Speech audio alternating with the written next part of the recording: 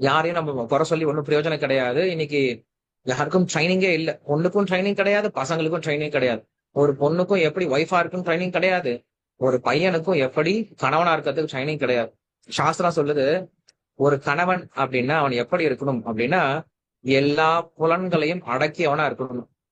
புலனடக்க முடியவனா இருக்கணும். அவன் தான் சரியான கணவன். அதே போல ஒரு பெண் அப்படின்னா எப்படி இருக்கணும் அப்படின்னு சொல்லும்போது, ஒரு மனைவி அப்படின்னா எப்படி இருக்கும்னா, சேவை செய்யக்கூடிய குணத்தோட இருக்கணுமா. இது ரெண்டு தான் கணவன் மனைவிக்கு இருக்க வேண்டிய மிக முக்கியமான குணம். கணவன் அப்படின்றவர் புலன்களை அடக்கியவனாக, அந்த மனைவிக்கு என்னெல்லாம் தேவையோ அந்த தேவையை பூர்த்தி செய்பவனாக இருக்கணுமா.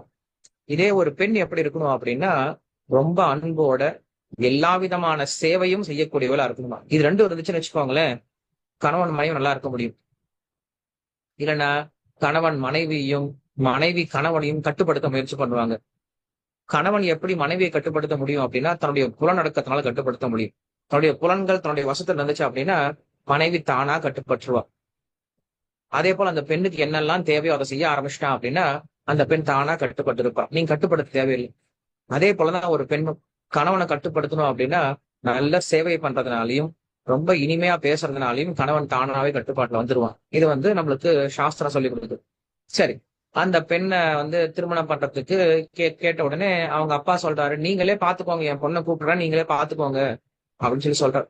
ஏன்னா அவர் அப்பயே சொல்லிட்டாரு, மாப்பிள்ள சொல்லிட்டார், அந்த வயசான கிழவன் சொல்லிட்டார், எனக்கு ஒண்ணும் பிரச்சனை கிடையாது, நான் உப்பு இல்லாம தான் சாப்பிட்டுட்டு இருக்கேன், உங்க பொண்ணை எனக்கு கல்யாணம் பண்ணி கொடுங்க அப்படின்னு சொல்லிட்டார்.